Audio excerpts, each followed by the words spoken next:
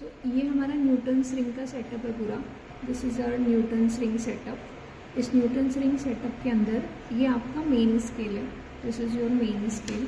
आप देख सकते हैं इसमें जो मेन स्केल आपका 0 से स्टार्ट होकर के पूरा 90 तक जा रहा है।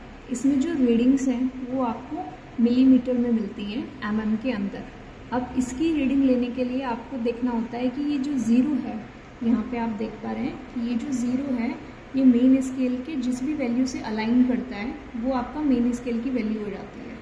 फॉर एग्जांपल जैसे कि ये जो 0 है अभी करंटली आपका 49 के साथ अलाइन कर रहा है, तो इस मेन स्केल की रीडिंग कितनी हो जाएगी 49 mm।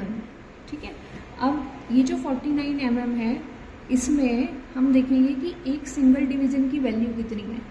इसके आप देखिए 50 और 60 के बीच में यहाँ पे 10 डिवीजन्स हैं, तो एक डिवीज़न की जो वैल्यू हो जाएगी, एक डिवीज़न की जो वैल्यू होगी वो कितनी हो जाएगी आपकी 1 mm, क्योंकि 50-60 के बीच में डिफरेंस कितना है 10 mm का, और 10 mm को फर्दर डिवाइड कर दिया है 10 डिवीजन्स में, तो एक डिवीज़न की वैल्यू कितनी हो गई 1 mm। अब आपको मालूम है कि जो मेन स्केल का 1 डिवीज़न है वो इक्विवेलेंट टू होता है आपका कंप्लीट वर्नियर स्केल के। अब यहाँ पे वर्नियर स्केल का काम कौन करेगा, यहाँ पे काम करेगा ये सर्कुलर स्केल। न्यूटन्स रिंग के अपैरेटस में आपको ये सर्कुलर स्केल गिवन है जो कि आपका वर्नियर स्केल के तरीके से काम करेगा।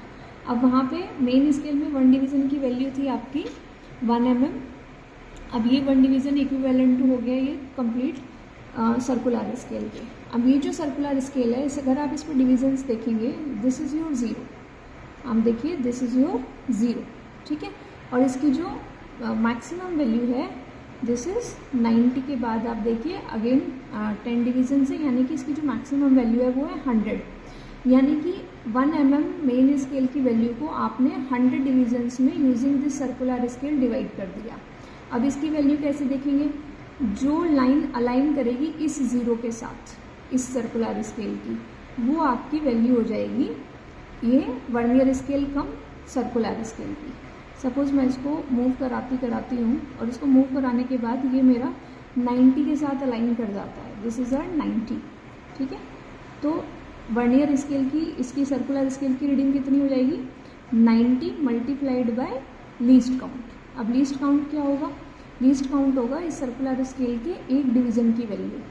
अब ये पूरा का पूरा जो सर्कुलर स्केल है ये किसके इक्विवेलेंट था 1 mm के इक्वल था, यानी कि पूरा 100 डिवीज़न इक्वल टू हो गया 1 mm के, तो एक डिवीज़न कितना हो गया 1 डिवाइडेड बाय 100, यानी 0.01 mm आपके एक डिवीज़न की वैल्यू है और यही इसका लीस्ट काउंट हो जाएगा, ठीक है। अब हम देख लेंगे कि हम इसकी रीडिंग्स लेंगे कैसे। ये तो हो गया कि लीस्ट काउंट कैसे निकालना है। अब आ जाते हैं हम अपने मेन स्केल पे। नाउ सपोज मेन स्केल की जो रीडिंग है ये सर्कुलर स्केल को हमने मूव कराया, सर्कुलर स्केल से मूव करा के हम इसको अप्रॉक्स 50 पे लेके आ गए, ठीक है। हमारी जो 0 है ये जो हमारी 0 है ये आप देख सकते हैं, सॉरी 51 पे लेके आ गए हैं हम उसको। हमारी वैल्यू कितनी आ गई है 51, ठीक है। तो 51 अपनी मेन स्केल की वैल्यू आ गई।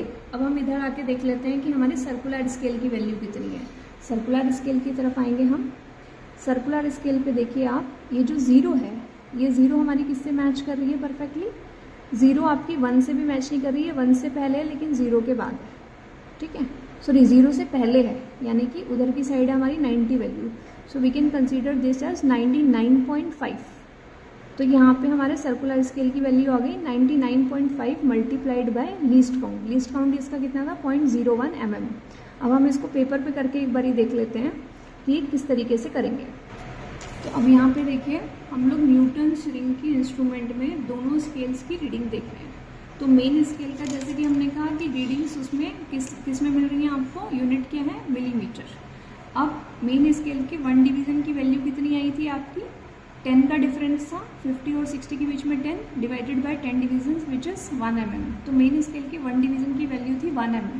आप जानते हो कि मेन स्केल का जो 1 डिवीज़न है वो equivalent to full circular scale होता है, और पूरे सर्कुलर स्केल पे आपके कितने डिवीजन्स थे 100 डिवीजन्स थे आपके, ठीक है। तो यानी कि 1 mm is equivalent to 100 divisions of circular scale, ठीक है। अब जो सर्कुलर स्केल है उसके 1 डिवीज़न की जो वैल्यू है वो लीस्ट काउंट हो जाएगी, यानी कि least count is equals to 1 division of circular scale.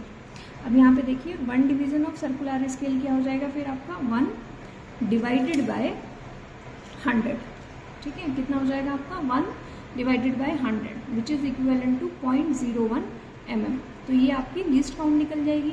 अब इसी लीस्ट काउंट को अगर आप सेंटीमीटर में निकालना चाहें, कन्वर्ट करना चाहें, तो आप अच्छे से जानते हैं कि 1 mm इज इक्वल्स टू होता है 0.1 सेंटीमीटर।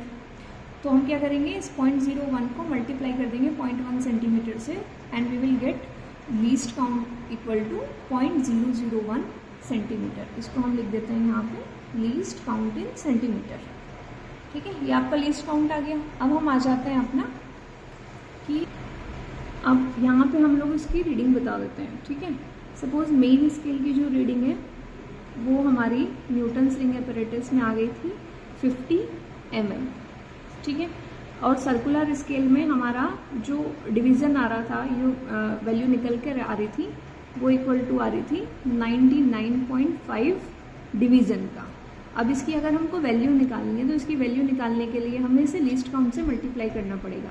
तो लीस्ट काउंट कितना था हमारा 0.01 mm, तो ये कितना बन गया आपका 0.995 mm।